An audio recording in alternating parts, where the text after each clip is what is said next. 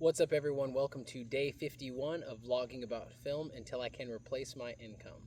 Today, I'll be discussing my decision to become a director. To film school, it was just a way to educate myself, use my government VA benefits to pay for school. Seeing that I can get all this amazing camera equipment wrapped up with the cost of tuition made it an easy decision for me. But as I started film school, learned about the different positions, there's so many roles. I really couldn't see myself in any of them at first. It wasn't until I started learning the ins and outs of cinematography did I first identify with a role in the industry that I wanted to be more a part of. A cinematographer has to know about lenses, lighting, framing, and all of the fundamentals that go with film. That was something that I could see myself doing, is really educating myself on the camera equipment and lenses and how to invoke emotion and how to capture something. So that interested me. The thought of being a director? No way. They have way too much responsibility. I would say being a director was one of the last positions I've wanted to do. I didn't want all the responsibility. I don't want all the pressure of the final product is yours and you have to be the one to stand by it. I guess it's just a reflection on me being too laid back, flying under the radar, don't really care how things go. I'm kind of just let me do my thing and leave. That's how I always saw myself. Being a director is being a storyteller at its highest level. After directing this screenplay titled A Toy Project, I'm falling in love with being a director. I love all the creative control. I thought all of the paperwork side of things, shot lists, schedules, location scouting, location photos, crew management, shop management, like all of these variations, submitting the paperwork I thought would be boring and something I would not be into. But the more I did it, the more I see it helps the director drive depth into the story. It helps the director create an environment for people to come together and collaborate. While shooting a toy project, I'm having so much fun, having so much creative control to the shots, to the cinematography, to the lights. I love the problem-solving aspect of it as well. There were holes in the story, and because I am the director and everything right now, I was able to plug those holes using just creative shots, kind of tweaks of the camera. It feels good when there's a problem hindering your project, but once you solve it, you know that solution just made your story better. I thought a director, with all the paperwork they had to do, with all the people that they had to manage, it was just gonna feel like this the whole time. Do this and that gets done and that gets done. And it's not like that at all. I was wrong about that. The director has so much influence over everything, and in that influence, you can see where you can be flexible. You can see where you can completely readjust. It's an amazing relationship between creative control and certain things need to happen versus having an ultimate flexibility to change shots, change lines, change dialogue, change outfits in order to capture what you need to capture. I never liked the thought of control and being so detail oriented. I am the big picture kind of guy. The director has the big picture, but in order to accomplish that, the director has to go into the details because that's where the story is made. Now, I'm really enjoying the process of becoming a director. It's the most fun I've had filming. planning, writing, thinking. The other night, I stayed up till 1 o'clock in the morning, just moving around lights. The camera was nowhere to be seen. I had my 100-watt Amaran light and a 60-watt Amaran light. And I probably spent up to 2 hours just moving them in different positions, doing one of these, and that was so much fun. I'm discovering that being a director is the highest form of storytelling, and it's one that I'm enjoying so much because it's everything. In that frame, I'll have creative control to tell the best story I possibly can. There's just so many tools to tell a better story. You know, most of my life, I knew I was a storyteller. I would use different vehicles to tell that story. First, it was poetry, my first love. Writing poetry to my mom saying, I love you more than a wrestler loves to wrestle. I love you more than the sun loves to shine. Then it was children's stories. Attack of the Teachers, where 2 students had to fight an onslaught of zombie teachers. One of them was the teachers used pencil shavings to tie the kids up to a wall, and they had to use one of their powers to escape it. I've written 4 children's books, and each one was more fun than the last one.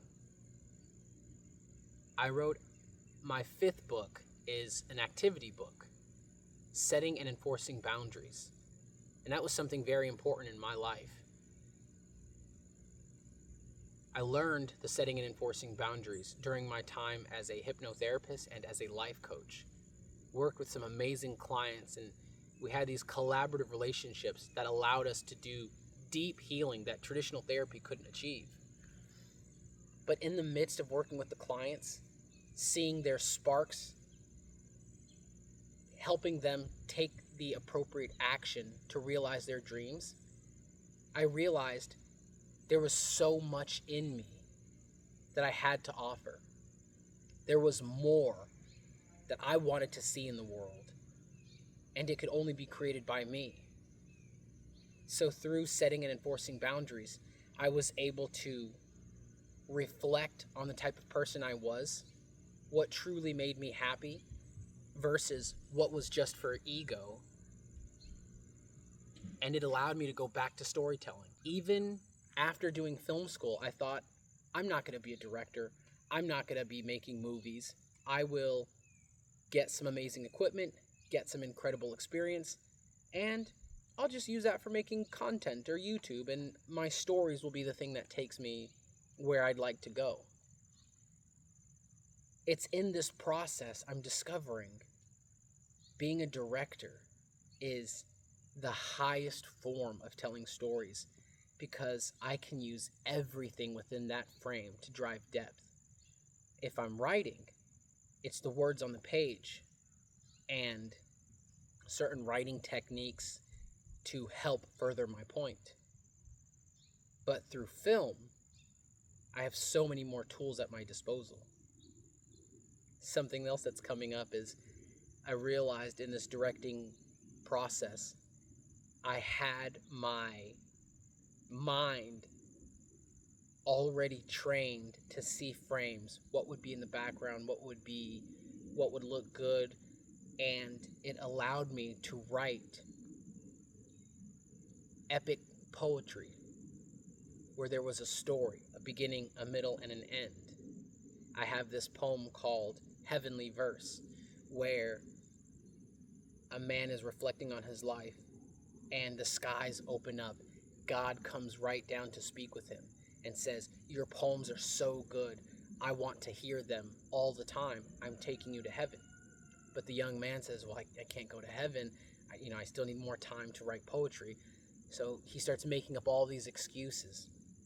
He goes back and forth with the Lord God and is able to convince God, let me stay on earth. Let me continue writing. I'll only get better. And then when I go to heaven, then I'm all yours. God agreed and let him continue to write. But as I wrote that poem, I was able to see just in my head of like the close-up of the man's face. And in seeing that visual aid, it allowed me to capture the moments through poetry and write about how he's feeling or what he's reflecting on. If you'd like to listen to that poem, I'll include that video right up here. My mind was already trying to be a director. Now I finally have the tools to help my mind achieve what it wants to achieve. You know, I take that back. It's not my mind. I think it's my soul that is yearning to tell a good story. One thing I often pray is, Lord, help me tell the stories that would serve you the most. Some of my future projects will be a little bit more risque. Certain things will not be child friendly. Now that doesn't detract from my servitude towards the Lord. I think there is going to be a balance of this story is in service of God. And this story over here is helping me explore my potential, exploring what I can do. And even if this story over here is not the Bible thumping, go to church on Sundays type of story, it'll only help me develop myself, push the boundaries so that I can continue making the stories that are more in alignment with the religious views that I have. All in all, this is an amazing journey. I'm having the most fun of my life by writing stories, shooting stories, directing stories, bringing the action figures back into the fold. As a coping method for my childhood, I was always playing toys. It was the easiest thing for me to deal with not having a father in my home, by putting all my creative energy into my toys, creating the worlds where I had control over, because the life that I had as a child, I didn't have that control. So there's a special place in my heart for action figures. And going deeper than that, there's a special place in my heart for the ability to imprint your imagination in action figures and totally transport yourself to a whole nother world with these wonderful things or horrible things and fearful things and exciting things. But I was the author, and even without putting a pen to page, I was creating the most beautiful stories that I've ever seen with a 36 articulated point action figure and another action figure. That's just a fancy way of saying all their joints move and they can do cool stuff. Thank you so much for making it to the end of this video. Please comment below if anything related with you and what's something that you're realizing about yourself through your own creative journey. Make sure you hit that subscribe button so you get notified every time I drop a video, because this is me vlogging about film and my journey with film until I can replace my income. Thank you so much for tuning in. Take care and God bless.